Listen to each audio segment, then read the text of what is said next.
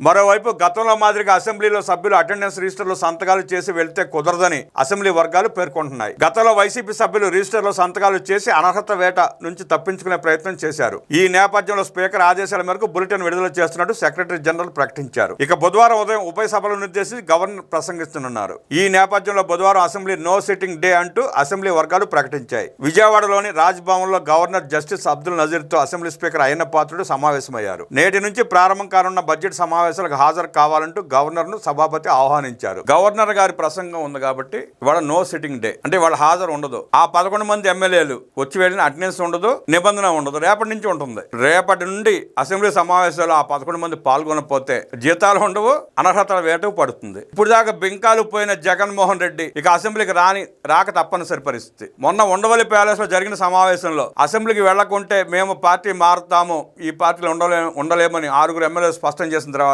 జగన్మోహన్ రెడ్డికి వణుకు మొదలయ్యి ఎన్నికలకు వెళ్లే అవకాశం లేక ఉప ఎన్నికలకు వెళితే ఓడిపోతామన్న భయంతో అసెంబ్లీకి రావడానికి ఒప్పుకున్నాడు. జగన్మోహన్ రెడ్డి ఒప్పుకోకపోతే ఆ పార్టీ 2 ముక్కలయ్యేది, చీలిపోయేది, పార్టీ కూడా విలీనమైపోయేది ఏదో ఒక పార్టీలో. ఆ భయంతో వస్తున్నాడు తప్ప ప్రజా సమస్యల గురించి మాట్లాడటానికి గానీ, రాష్ట్రంలో జరుగుతున్న అభివృద్ధి కార్యక్రమాల మీద చర్చించడానికి గానీ, గతంలో తాను 5 ఏళ్లుగా పనిచేసినప్పుడు దోచుకున్న విధానాన్ని, దోపిడీని సంబంధించిన ప్రశ్నలు ఎదుర్కోవడానికి గానీ రావడంలా, ఎక్కడ తన ఎమ్మెల్యేలు పార్టీ మారిపోతారన్న భయంతో, లేక రాజీనామా చేస్తే ఎక్కడ అసెంబ్లీ ఎన్నికల్ని ఉప ఎన్నికల్ని ఎదుర్కోలేమన్న భయంతో వస్తున్నాడు అంతే. సింగల్ పులి, మచ్చల పులి ఎలివేషన్ పోయినాయి. ఎప్పుడైతే పులివెందుల జడ్పీటీసీ ఎన్నికల్లో డిపాజిట్ లేకుండా చతికిలు పడ్డాడో ఆ రోజే జగన్మోహన్ రెడ్డికి భయం మొదలైంది. ఛాలెంజ్లు చేయట్లా, తొడలో కొడతలా, అంతకుముందు రెచ్చిపోయారు పులి అని. ఇవాళ ఎందుకు వస్తున్నాడు జగన్మోహన్ రెడ్డి అసెంబ్లీకి? ప్రతిపక్ష హోదా ఇవ్వకపోతే అసెంబ్లీలో అడుగు పెట్టనన్నవాడు ఇవాళ ఎందుకు వస్తున్నాడో ఆ పేటీఎం గాడు ఆలోచించుకోవాలి. జడ్పీటీసీ ఎన్నికల్లో డిపాజిట్లు కోల్పోయిన తర్వాత మన మూడ్ ఆఫ్ నేషన్ సర్వేలో